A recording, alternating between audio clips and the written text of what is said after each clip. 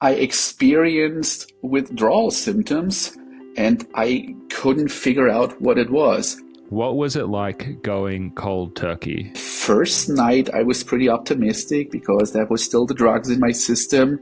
And the next day, I experienced panic attacks like never before. I thought I was going crazy. Started taking this into my own hands. I knew I had exhausted all medical paths. There was no help there. And I started working out. And I remember that I had to learn pretty quickly that when I pushed it too hard, that there was, I had to pay for it. There was, the issues got worse or the symptoms got worse for a couple of days. But now I'm at the point where I'd say like 3 or 4 years ago, 2 years ago, when I pushed too hard, I was out of it for like a month. And now the time between feeling bad and feeling good, like the windows get shorter, like the pain is still there, but it doesn't last a week anymore. Now it's maybe a day. Hi, I'm Dr. Witt-Doerring. It's nice to be joined by Igor today. Igor is from Germany, and he is going to be talking to us about protracted benzodiazepine withdrawal. It's a condition that he has suffered from for about 8 years, and I'm just delighted that he's agreed to come on and talk about his experience. So, Igor, thank you so much for coming on. Hi.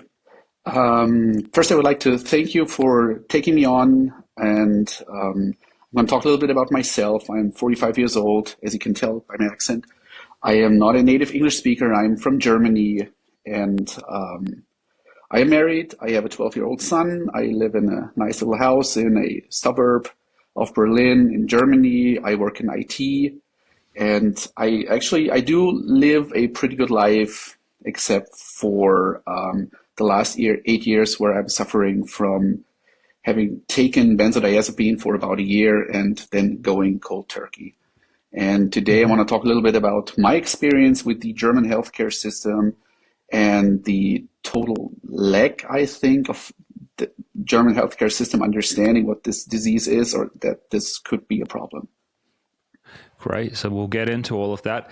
I think a great place to start really is just with the beginning, which is how did you end up taking benzodiazepines in the first place?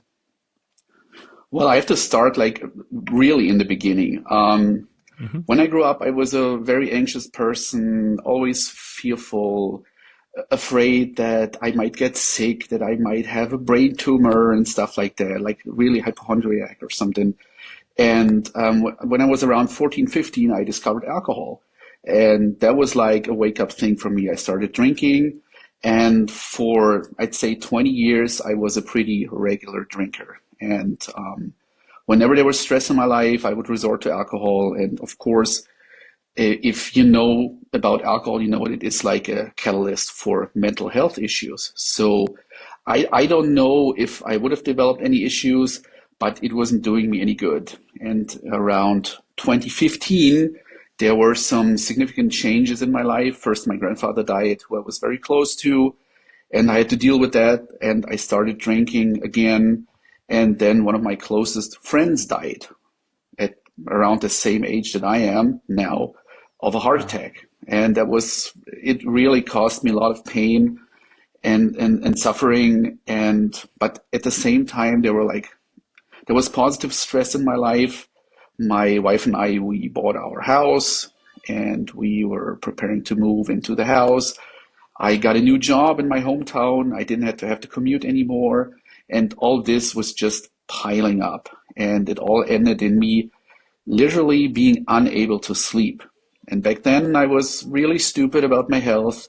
I had just been grinding on, just being probably a functioning alcoholic, even though I wouldn't call myself that because there were like always times where I didn't drink. And so a person that is very close to me, I'm not going to reveal who it is, approached me and said, I've noticed that you're not looking good and you seem to have problems. What's going on? And I told this person, I said, I cannot sleep and I cannot function. And this person was like, yeah, I got something for you because I'm going through the same things. And this person gave me a bottle of benzodiazepine.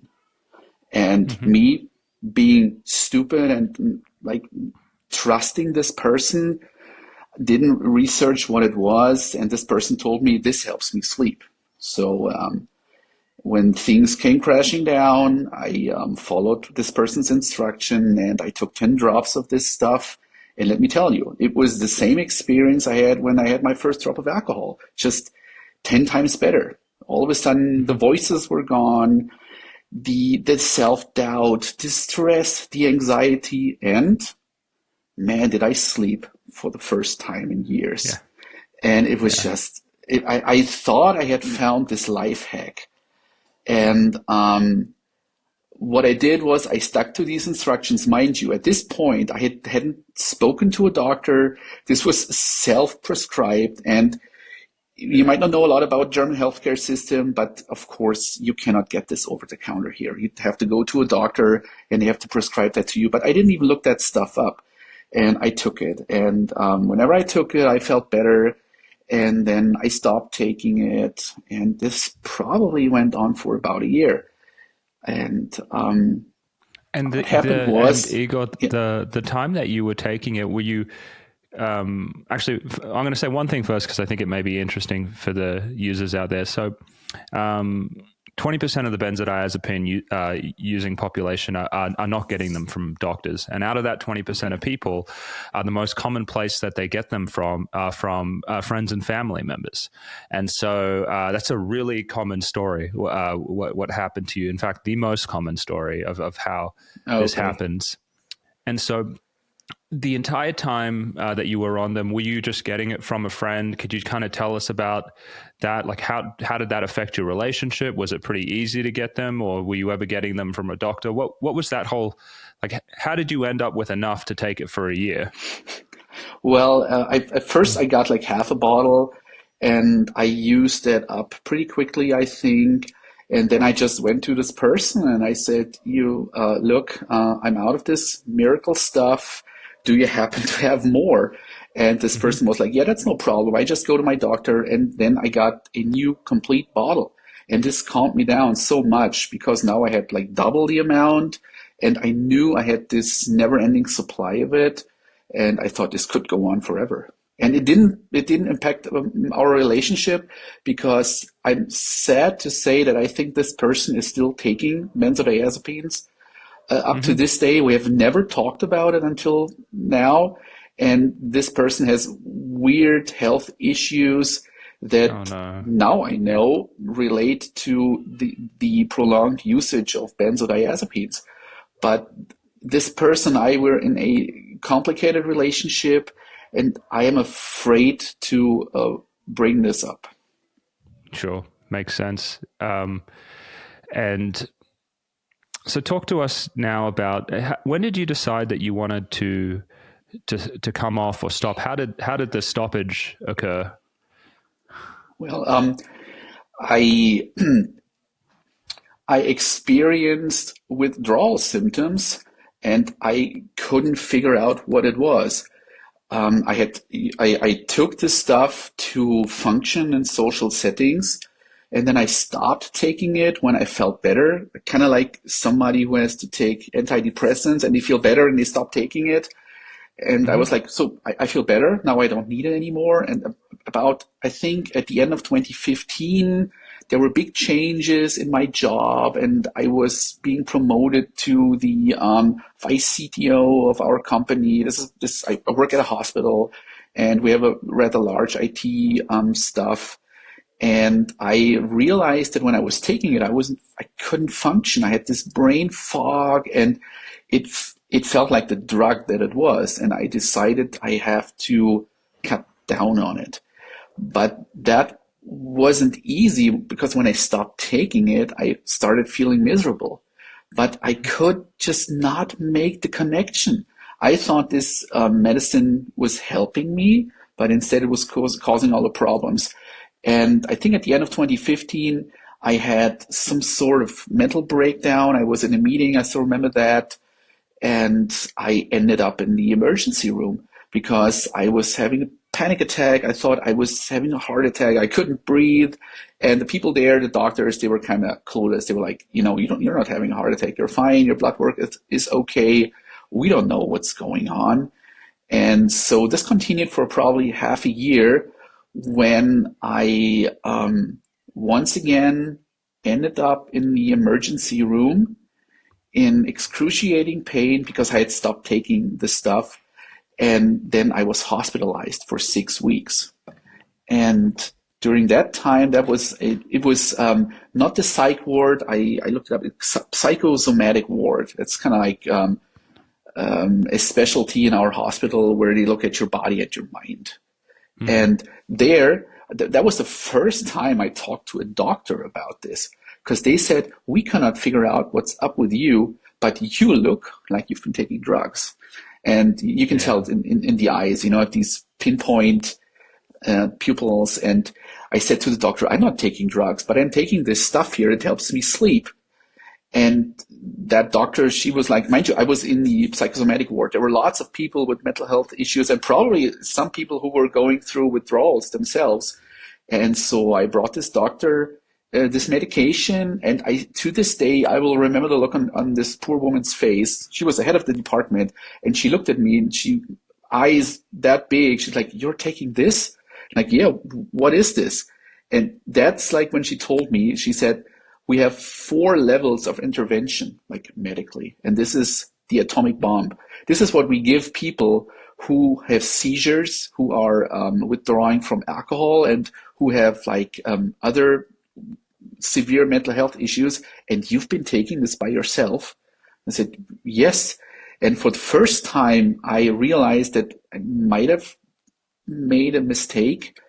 Oh my God. And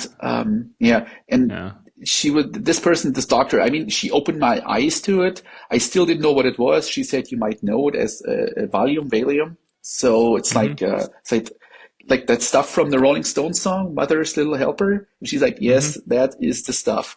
And I was like, they describe it to housewives. How bad could it possibly be?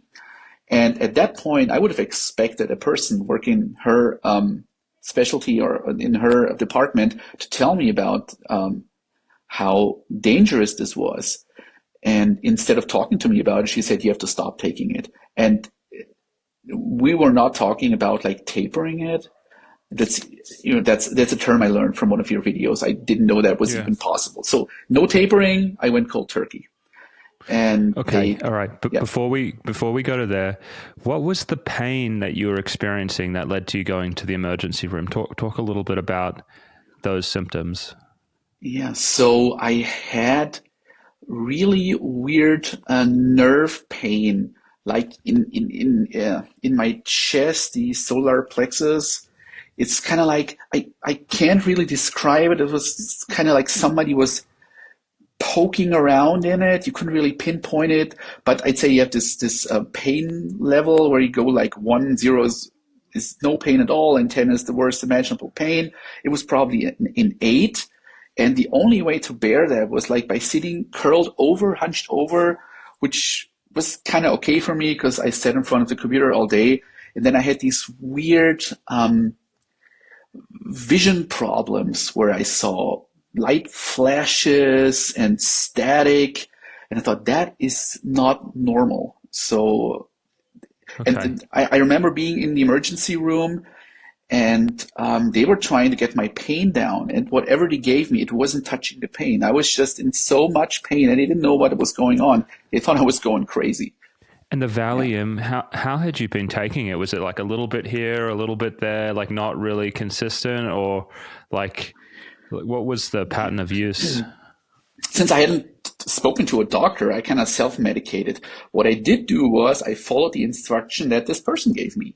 And this person's doctor had given it to them and said, whenever you feel bad, take 10 drops. So I don't know how much that is, but the person said, my doctor said, only take 10 drops, never take more than 1 dose a day. So it's 10 drops per day, and please do not mix it with alcohol. And I followed that. So in a way, it was kind of good for me because I stopped drinking, but I guess 10 drops is quite a lot. Yeah.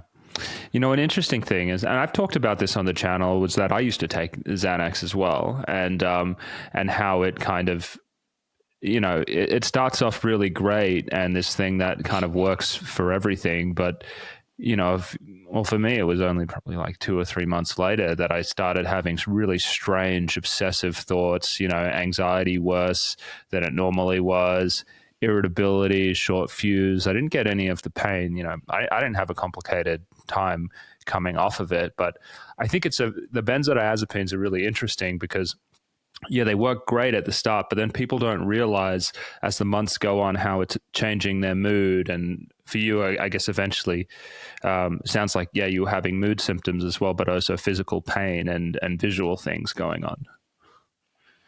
Yeah.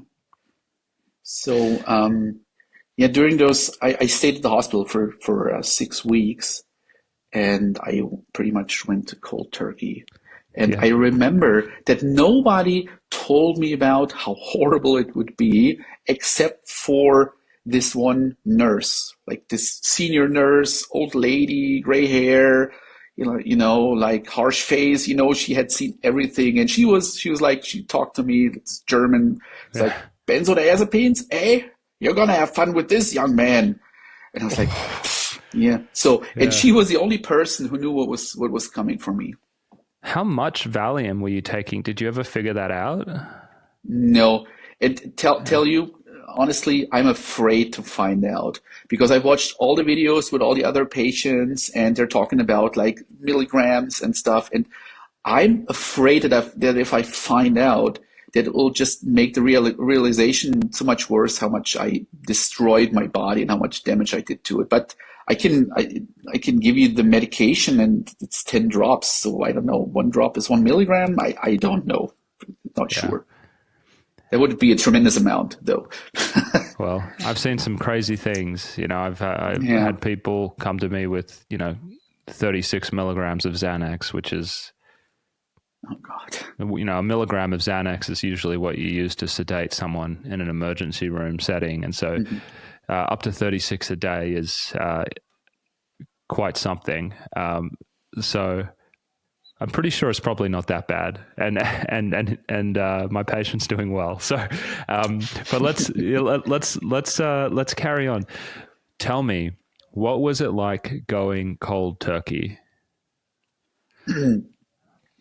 Well, I stayed at the hospital, so I was under supervision. And the first night I was pretty optimistic because that was still the drugs in my system. And the next day I experienced panic attacks like never before. I thought I was going crazy. And the only thing that calmed me down was knowing that I was in a hospital, and if something happened to me, they were able to help. Mm-hmm. Looking back at it, I'm kind of glad that I didn't know what was coming because nobody told me. And so I kind of went through it day by day. What they did do was they gave me another medication. I looked it up. It's called, German name is Atosyl promethazine or something. They Sure. gave me Yeah. that, yeah, 3 times a day. They said, okay, you can have this at 6 o'clock for dinner and for lunch. And I was literally the first person in the morning who stood in front of that nurse's office, shaking, bent over in pain, like a junkie, waiting for this medication. And that was for I the mean, first time when I realized promethazine. This is where I like had got. it's a Yeah. nausea medication, though. It's not like anything that would help with benzo withdrawal, I think. This is what they gave me, and I think the Yeah. placebo effect Yeah. kind of helped me because I knew I Sure. had that, and yeah. So they gave that to me, and it's kind of blurry because like the first 2 weeks, I don't really remember anything, just being in pain. And the thing is, like, our hospital is like a hospital where you can actually study medicine, like a teaching hospital. And what I didn't know was, I mean, this is the hospital I worked at, so in IT. Oh So my like God. just two buildings over, it's like my office. There was my boss and my colleagues, and there were students coming into my room. And like we had this professor, really famous guy, I think in Germany for psychosomatic, and he was talking to the students in English because we had a lot of foreign students. And he told these students, so this young man over there, he is going to experience the cravings. And Mm, I know, and he was talking like I wasn't in the room, and I had to look up what are cravings. And I gotta say, which I'm really glad for, I never had any cravings. It's the same with alcohol. I could stop when I wanted. I could stop with this. Of course, there was the physical withdrawal where I wanted to take it to feel better, but I never craved it as in, oh, I need this now. I want to take this and everything is going to be better. I knew it wasn't making me better and I knew how to stop. So I guess yeah. there was some I'll comment good in on that that. because I think it's like Yeah. interesting. The thing that happens with benzodiazepine withdrawal is that the sheer pain of it, the physical pain, but also the mental torture of it, I think it drives people to want to reinstate, to get back on the dose. But then people confuse it with something like cravings from, I don't know, like craving for cigarettes if you've come off, where there's a Mhm. very kind of psychological pull towards it.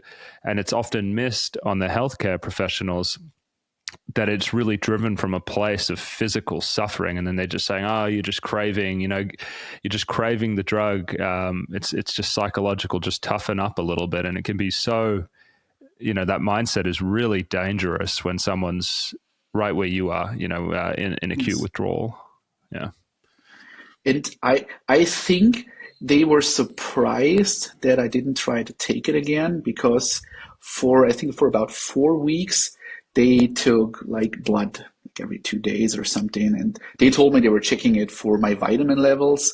But later on, the doctor told me they were checking to see if I was staying clean because they couldn't believe that I just stopped taking it because I'd given like the bottle of medication to the doctor and I never wanted it back.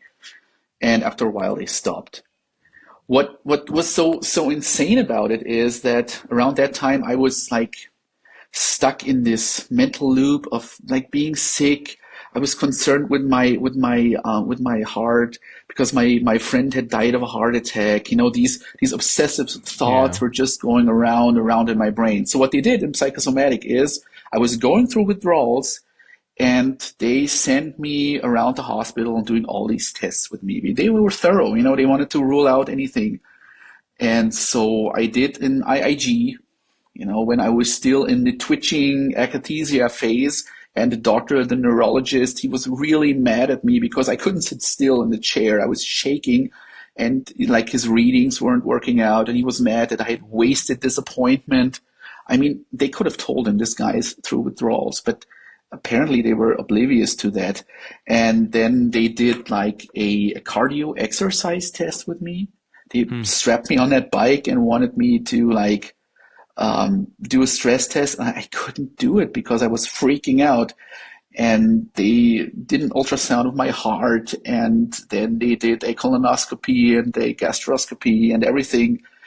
And the reason for my pain was the benzodiazepine. There was nothing else. But all of these tests, they just stressed me out and made me feel like I was going insane because obviously there was something wrong with me, but every doctor said, you're fine, you're okay. So Mm-hmm. that was, it was pretty much a nightmare. What was the discharge like from the hospital? When you like what happened at the end? I imagine you were still very sick when they sent you home. How did that all come about? Well, that was pretty interesting because in some of the videos I watched online about people experiencing the same thing, they said they had some sort of walking ghost phase, like where you're off the benzodiazepine, but your brain is still running like in an emergency mode, and it's trying to cope with the fact that you're not using it anymore. And that's kind of what happened to me because after around a month, I started feeling so good that I told my wife, bring me my running shoes and bring me a shirt and some shorts. And I actually started running around the campus. And I guess the doctors, they were like, it's over a month now. In 2 weeks, we're going to release you because obviously you're over this stuff. And I remember feeling actually pretty okay, all things considered. The real nightmare started when I arrived at home and tried to go back to work like nothing happened. That's like when the weird symptoms started, which I'm still dealing with to this day. Yeah.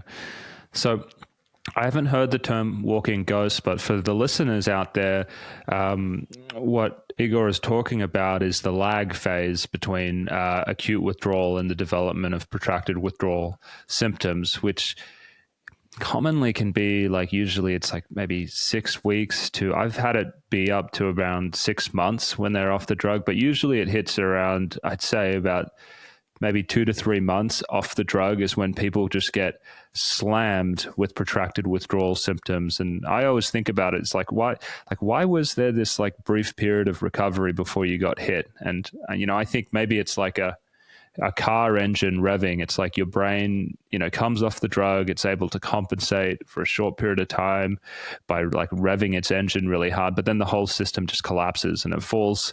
It's just too much for the brain to readapt, or I don't know, maybe there's something else, but that's what he's describing. So talk to us now about this next phase. So you go home.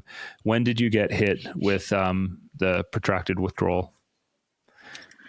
It happened at the perfect time. My wife and we had booked this little vacation in a family resort with my son. Yeah. And I remember that we went to the ocean and we had booked for like 5 or 6 days, and we just had to go in the middle of it because they had given me this Atozil, this nausea drug, and that wasn't just touching it. There was nothing. I had panic attacks. This weird pain came back, and the additional symptom I had was the benzo belly. It's like weird digestive issues. I was bloated. No matter what I ate, like I felt so bloated, like I couldn't breathe. And I told my wife, we have to go home. I have to go to the hospital. There's something seriously wrong. How many months was it since you left the hospital when it was probably around two months. Yeah. Yeah. So I had 2 weeks where I was able to go back to work, and I was like, yeah, I'm back. I'm good. I'm the dude who was here in the psych ward for 6 weeks, but I'm back. Mm-hmm. And then it hit me. And I remember going back, and my wife was really sad because she wanted to help me, but she didn't know what to do.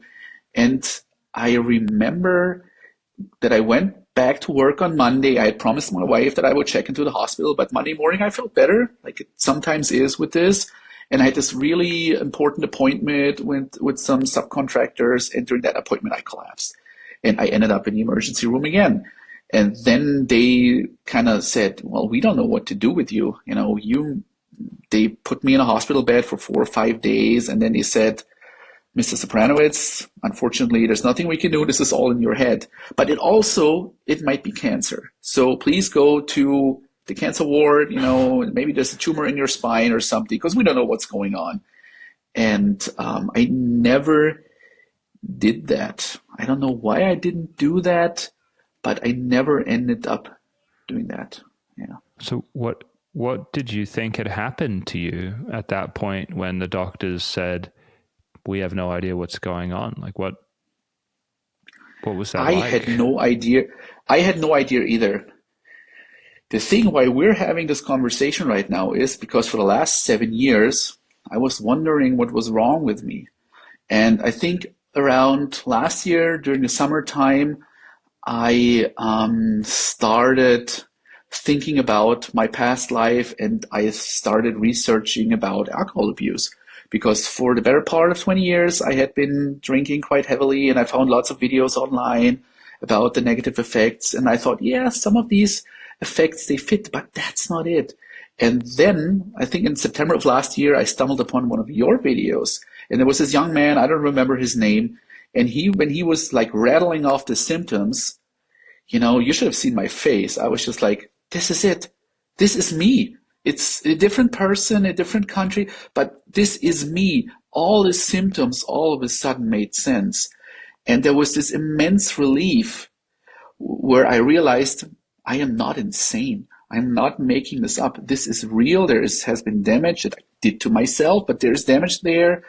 And I felt better for a while, but the 7 years until then, they were just a nightmare because I couldn't talk to my wife about it anymore. It's not like she doesn't care, but she's not a doctor and nobody could help me.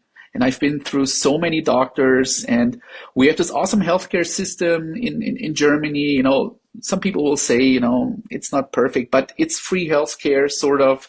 And all my weird doctor's appointments were paid for, but nobody was able to help me. I went to a pain specialist, and this lady, she was like, I can see you're in a tremendous amount of pain, and we have to reset your pain memory. But in the end, only time helped.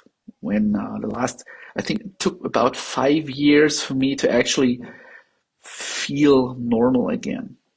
Yeah. Hey, just want to interrupt quickly and just say, if you're enjoying the content that we're producing here, that you consider liking, subscribing, and commenting on the videos. These are the type of things that gets this video kind of pushed to broader audiences, and it can really help us. One, that's amazing that the impact of just patient interviews can have, and maybe that's one of the reasons you reached out to come on, because these stories, they can have a huge impact. So that's I love hearing that. So I want to stay with let me ask you this. How many doctors do you think you saw trying to figure out what this was? I don't think it was that many. It was probably like 5 or 6, but they were all specialists in their field. So I had the pain doctor. This is actually a woman who practices in my hometown, and she was recommended to me by other people. And she was kind of like the person to go when you are in pain and everybody else has given up on you. She couldn't figure out what it was because I never made that connection, but at least she was able to help with the pain. And what I read online, what other people have, is like benzodiazepine seems to completely deplete your vitamin D and vitamin B12 from your body. And I was totally lacking in it. And she prescribed me that, and this did kind of help. But she gave me pain medication, like syringes that she stuck in my back. I don't know what it was, but it kind of numbed the areas that were in pain. And so I was actually able to breathe again freely and move around, because up until that point, I stayed at home. Little amounts of stress put this sickness into overdrive. I couldn't partake in social activities. There was this constant brain fog and feeling out of it, this feeling of gloom and doom and depression and sadness, and nothing seemed to help. And I went to a specialist for digestive tract issues, and they prescribed me all this weird medication and, like ointments and whatnot.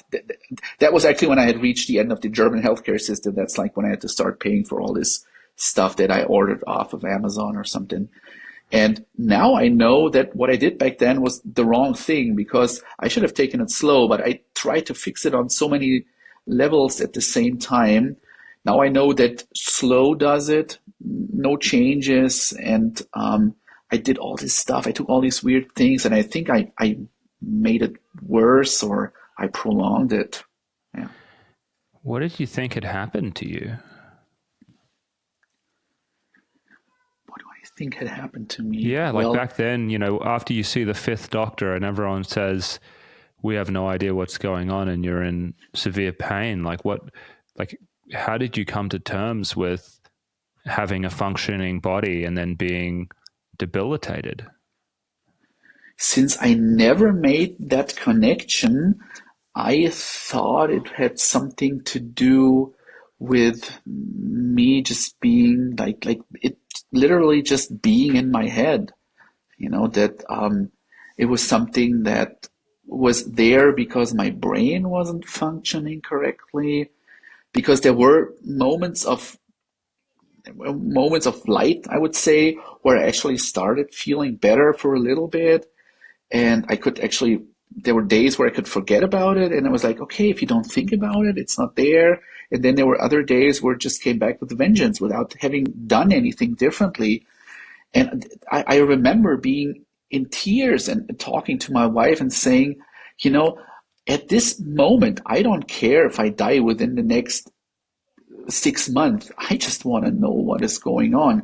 But all the doctors had given up on me. Nobody knew what was going on. You've heard it. It's like it's in your head. It's probably cancer. Nobody made that connection, and so I just suffered on in silence. I went to work. I was really grateful for my employer because they put up with a lot of stuff. I was able to work from home, and I did the things, and I buried myself in work. That kind of helped, it took my mind off. But we're pretty much talking about 5 lost years where I pretty much didn't do anything at all. I just sat at home and sat it out. What was the impact of this on your relationship with your wife? I think only during the last couple of months I've started talking about what this did to my wife. My wife is a very silent and person. She's always taking the back stand. She's never in the front. And it's kind of hard to figure out what she's thinking about unless I talk to her about it. But I think there were moments where my wife was very desperate. We had bought a house. There were money issues. We were raising a little kid. And my wife, I think she aged a lot during that time. She is not the woman that I fell in love with. She changed. She sees things differently now. And after a while, I think she just didn't want to hear about it anymore. I don't know if she thought that I was making it up or that that I had other issues, but we kind of grew apart for a long time. Just during the last 1 or 2 years, I'm trying to make amends. And during the last half year, I've been talking to her about this, and I said, look, this is what I'm going through, and that's the reason. And she said that it gave her relief to know what it was, and that it wasn't something now she knows that it's something that I can get help with or talk to other people about. Yeah. What was it like for you when you were suffering? I don't know, either knowing by what she said or perhaps just feeling that you were making it up or that it wasn't real or that it was like, what was that like for you? I don't know. It felt like I don't know. It felt like I deserved it because in my mind it was like I had been abusing alcohol for such a long time, and during that time I wasn't a nice person, and so kind of this is how it goes now, and I should be glad that she's still with me, and I just have to suck this up and kind of deal with it. And I felt grateful to her that she stayed with me and she did all these things. But at the same time, I felt really sad about not being able to give back. And during that time, I couldn't even thank her properly because I was so out of it. Yeah. Yeah. Do you think do you have a son or a daughter? I have a son. Son. Did you, how much of what happened to you do you think your son understands? I don't know how old he was when this happened to you. Maybe you could share a little bit about the impact on your relationship with your son. I love my son. My wife, before I was sick, I told you about how my wife is, she doesn't talk about feelings. And one of the things she said, I overheard her say that on the phone to one of her friends, was like, he is the super dad. I have a very complicated relationship with my father, and I was aiming to make everything better. I was trying to change the things or the ways that my father treated me. I didn't want to repeat that. And around the time that Friedrich, that's my son's name, was 4 years old, that's when this started.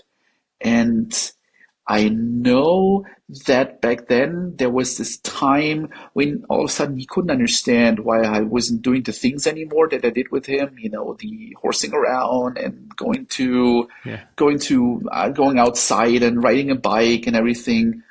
And he was asking about it, and I said, I'm sick, but I'm getting better. But it's been so long that I think he just kind of accepted it. And I've only been bouncing back the last 2 or 3 years, and I'm trying to make it up. But of course, Friedrich is 12 now, and he has different needs. He's not a little kid anymore, and he's content now with me not horsing around with him. Now we Hmm. talk. We do like adult stuff. We Yeah. talk. We talk about our hobbies and interests, and that is Yeah. the way I try to make amends. Yeah. Before I forget, I want to just take a moment and have you just catalog your symptoms. If you could just, in a few minutes, just run through, what were you going through that first 5 years? What did a bad day look like for you in terms of what was happening in your body and your mind? Yeah. Okay. So I'd say the worst thing is and still up to this day, I am unable to sleep. So my sleep schedule is completely wrecked. Whenever I have to go to bed, I get in this mental state where I try to force myself to sleep, and then it doesn't happen anyway. So like 8 years of lack of sleep, it's not good. But during those 5 years, it was pretty much I woke up feeling like I hadn't slept at all. Like my body forgot to create energy during the night. I went to bed more tired than I woke up more tired than when I went to bed. Then there was the constant anxiety. There was claustrophobia, which I didn't have before. It's like just the idea of being locked in a room could drive me crazy. And there were meetings where I had to just stand up and leave the room and feeling like I couldn't breathe and people were giving me strange looks like, there he goes again. And there was this pain like in my chest, in the center of my chest, that I told my wife like on good days it was a 3 on the pain measurement, and on bad days it was a 8. So usually it was like a 7. It was always there, and then there was the stomach Describe pain. describe the Yeah, pain in as much detail as you can that you had around your chest.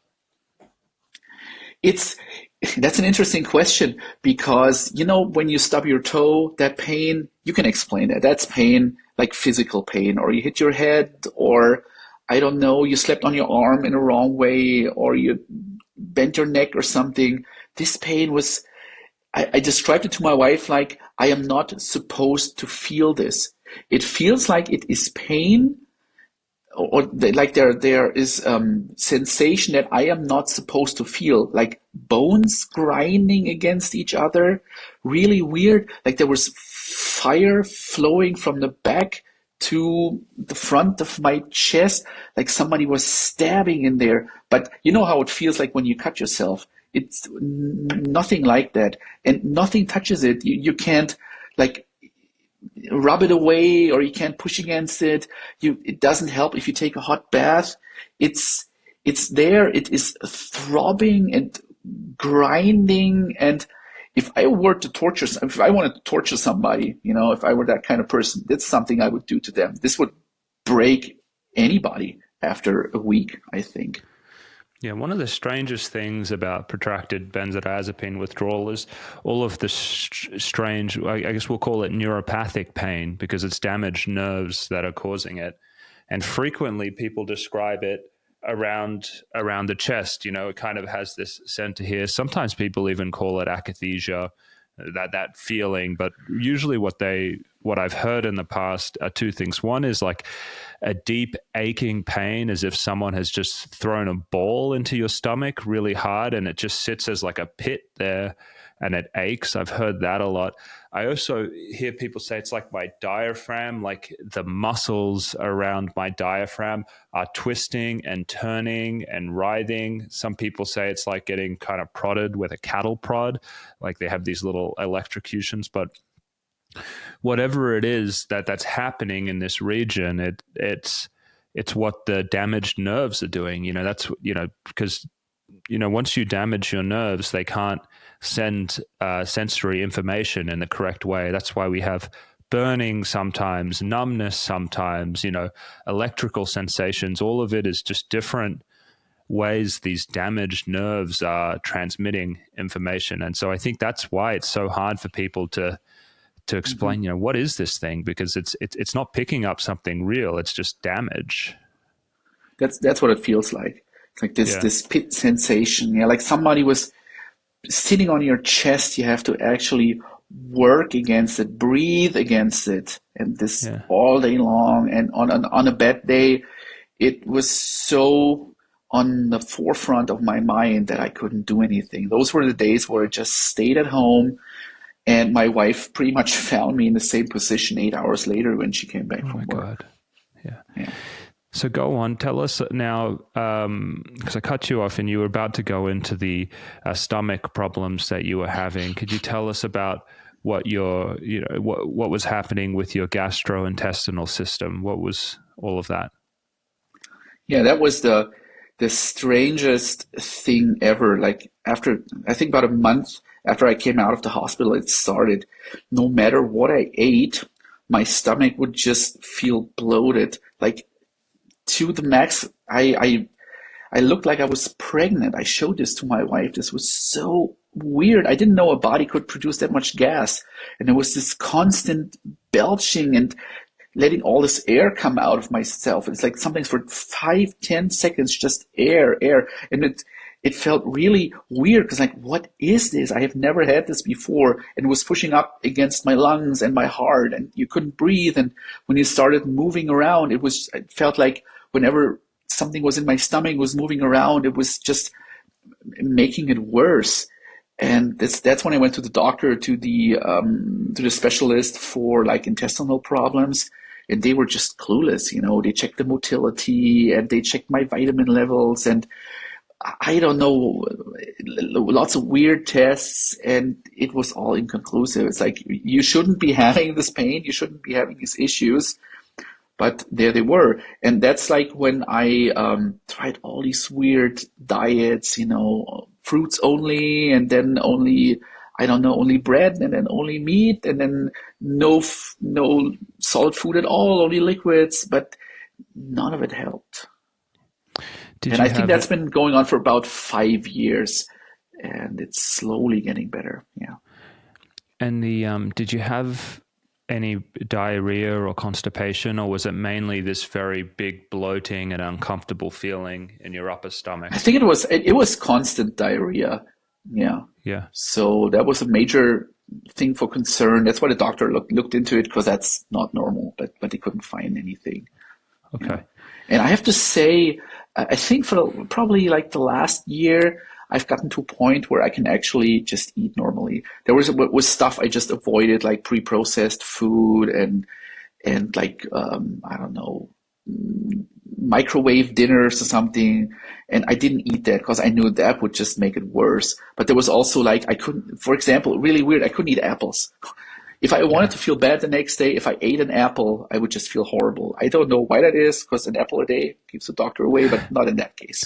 Yeah. Yeah. Anything, did you ever have I'm trying to think other things that people experience commonly. Sometimes a lot of burning and numbness in the feet, sometimes burning, numbness in the hands, sometimes just a heart rate that just out of nowhere just starts beating really fast. Did any of those things happen when you were in your protracted withdrawal? I was kind of lucky. I didn't have like the burning sensation. What I did have during the first years on a regular basis was that I woke up at night and I was just shaking and I couldn't stop. It was really weird. And it felt, I don't know, like the onset of a flu, but it wasn't. And my wife was really worried. It's like, you have to let this get checked out. But I never did. But the thing with the heart, that is something that drove me insane. Just sitting on the couch and getting up would just Bang, bang, raise bang. my heart rate, Yeah. and I felt like my chest was Yeah. exploding. And but there was nothing. I had doctors check it out. I was wearing my Apple Watch. My Apple Watch said, your pulse is at 78 or something, or 80, but it felt like I was about to die. Okay. So thank you for cataloging it. It's really helpful to hear the symptoms. Um, Now let's turn to a more, I guess, the more hopeful and I'm hoping inspiring side of your story. When did things start to turn for you? How long into this before you started to notice some improvements? And then just walk me through that period and what you started to notice changing. I think about 2 years ago, I made the active decision to stop drinking alcohol. Up until that point, when there were moments of light, I started having a beer, with my barbecue, and I soon realized that that wasn't doing me any good. So I stopped drinking. I started working out again, very slowly, very, very light workouts. I bought myself a spinning bike, and I remember like sitting on it for 10 minutes and being totally exhausted. And what I also did was I changed my diet. I started taking my vitamins. I started like working out, and I started going on walks and just being outside and having the sunshine in my face, and pretty much learning to stay away from things that stressed me. Because what I found out is that stress is such a bad thing for me. It doesn't matter if it's good stress or bad stress. And I'm a person who's usually very involved. If you're in a discussion at work, I always take sides. I know something. I want to talk to people. I want to get my knowledge out. And when I realized that that wasn't doing me any good, approximately, I think, yeah, 2 years ago, now I'm more like I let people do their thing. I do not try to get involved. I stay at home. I keep a low profile. And like, I think the combination of that, of not drinking anymore, working out, living a more active, healthy lifestyle. I don't know if that is the result of that or if that helps the healing process, but I'd say the last 2 years it's gotten better. Where I'd say during the last 12 months, there have been days or even weeks where I felt normal. You could say that. Wow. Yeah. And so this may be a question that's hard to answer. Do you think getting well enabled you to stop drinking, start exercising and walking? Like, do you think like the clouds were clearing and that's why you could do it? Or was this a conscious decision where you were saying like, enough suffering, enough of being in this state, I have to change something, and that's when things That's changed? that's pretty much what happened. Yeah, Yeah. because I decided I was looking at myself. It's like I was wondering where I'd see myself in 5 years. Will I still be sitting at home in pain? And so I decided for myself that I had to change something, because back then I didn't know where this was coming from. So I figured, I'm not dead at this point. A couple of years ago I felt like I was about to die. I'm still here. So maybe it's not happening anytime soon, and this can't go on. And I want to be a father to my son and a husband to my wife. And so I started taking this into my own hands. I knew I had exhausted all medical paths. There was no help there.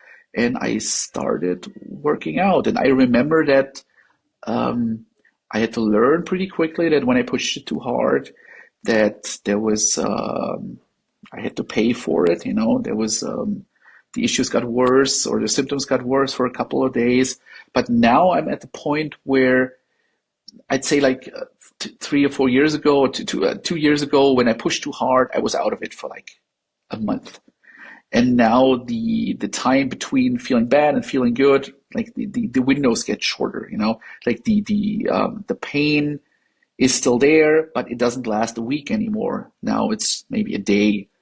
So back then it was like maybe 50% of my month was just ruined. Now it's two days or 3 days out of each month, which is okay. But then again, like I said at the beginning of this, I don't know what happened last year in December of 23. I had COVID, I had the flu, and Yeah. I don't know what happened that did something to my system. And for the last 4 or 5 weeks, I have been feeling pretty miserable. Yeah. So Mm-hmm. like all the progress I made the last 2 years has pretty much been wiped out. So it feels. Yeah. And so I just want to recap and get us for clarity. And there's no right or wrong answer with this, I want to say. I want it to be your personal experience. Do you feel like pushing yourself to re-enter the world, do more exercise, be in the sun, things like that? Do you think that that accelerated your healing? I, I, I wouldn't know. I Yeah. think it did help in a way that it showed me that not everything was lost.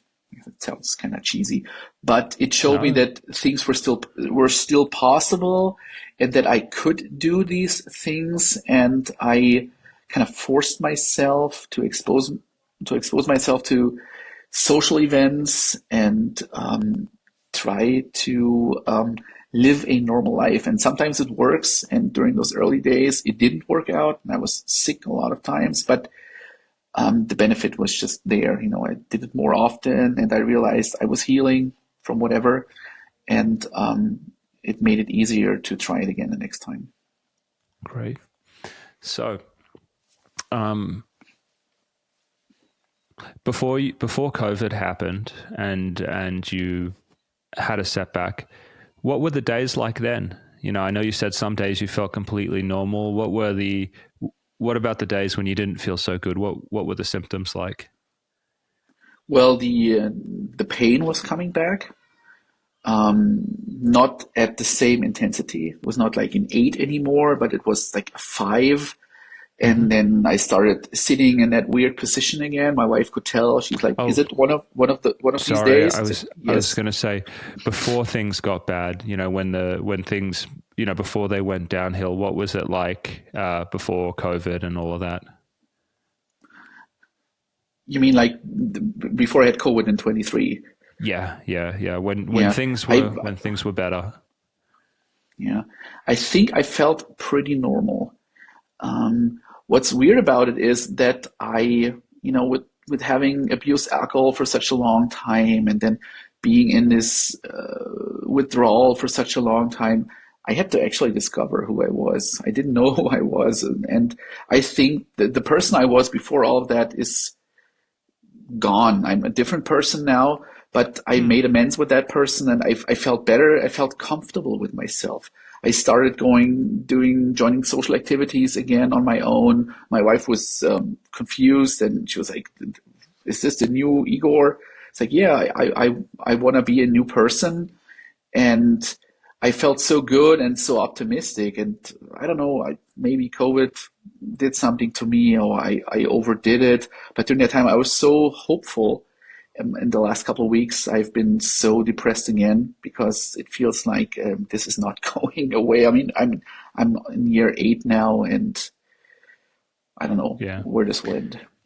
Well, what I would say is I deal with this every day, actually, in my practice. I work with a lot of people with protracted withdrawal. And it's, gosh, I hate to say this because, but it's normal, that you will have on when it's recovering, that you could go for sometimes 9 months feeling okay and then have 3 months of setback. Hopefully it's shorter than that for you, but that just is the clinical course that I have seen again and again in the recovery from protracted withdrawal, that as it improves, they'll have big streaks where they're feeling great, and then they'll have a couple months feeling bad. Um, all I could say is, I mean, I would say just based on this interview that your prognosis is really positive, because if your brain was able to regulate into a place where you're feeling hopeful and you're feeling good, that it means that for that stretch of time, you were able to pull things back into a balance where you didn't have pain, and now things are out of balance for a little bit, which is totally normal. And eventually it will just come back together. And I suspect you have less and less bad days, which is really what tends to happen with pretty much everyone as this resolves. So I think there's a lot of hope there. I think I needed to hear that. Yeah. Thank you. Yeah. So tell us, how have you changed as a person because of this? I think I'm more forgiving and more open to other people's feelings and their opinions. I think before all of that, I was very self-absorbed. I was always the smartest person in the room. I was always the smartest kid in class. I could like talk to people. I spoke a second language fluently. I was, the dude, the guy, and now I'm not center stage anymore. And it took me a while to accept that, but I have found comfort in this new role. Now I listen to people. I don't have to voice my opinion at every given moment. I can enjoy doing nothing. Before that, there always had to be something. I had to be a party. I had to buy something new. I had to go out. I had to meet friends. And now I can just enjoy sitting at home with a good book, drink a cup of tea. I just ask my wife about her day, and I just let her tell me what happened, and I just take it all in and enjoy this time that I have, enjoy the moment where I'm pain free, where I can actually acknowledge that. I'm like, okay, this is a good day, and I'm gonna make the best of it. And I think I'm more pleasant to be around for other people. And people told me that. They said, you changed, you are different. What's going on with you? But I think I changed for the better. What did you think that they were picking up on that made them feel like you were more pleasant to be around? I'm a pretty sarcastic person, and one of my if I were a superhero, my super ability would be to pick out your weakness, to spot it in you, and make fun of you in an Yeah. instant in a room full of people, and be relentless about it, and Yeah. kind of soaking in the laughs and enjoying it and being downright cruel. Yeah. And this is not a nice way to be. And I still have these moments where I want to say things like that, Mm-hmm. but I now I know that this is people don't want that. And Mm-hmm. it took my sickness and all this suffering for myself to come to the conclusion that I need to not only need to change like my life, but I need to change as a person. Wow. Yeah. So That's pretty deep, yeah, you wouldn't be alone with this. I mean, there's something about enduring years of suffering that really changes people's perspectives on things. So yeah, I mean, just like you said. So I I've asked all of the questions that I can think about at this time, but I want to turn it over to you now. What haven't we covered or that you'd like to talk about? Or maybe there's a message that you would like to share? Yeah, I didn't really think about that. Yeah. Like, I don't really. My message actually would be to the German healthcare system, but I doubt that anybody is going to watch this. I was hoping for a little more awareness with doctors, that something like that is actually possible. People go through this, don't prescribe this stuff. In my case, it's unfair because I prescribed it myself. But I Mm-hmm. don't really have a message besides it's getting better. It will get better. You have to hang Mm-hmm. on, stick to it, and you have to give it time. As you can see, 8 years, and I'm still in it, but I definitely feel better. Yeah. Well, thank you so much for coming on and sharing your story. It was a pleasure having you. Thanks for having me on, Joseph. Take care.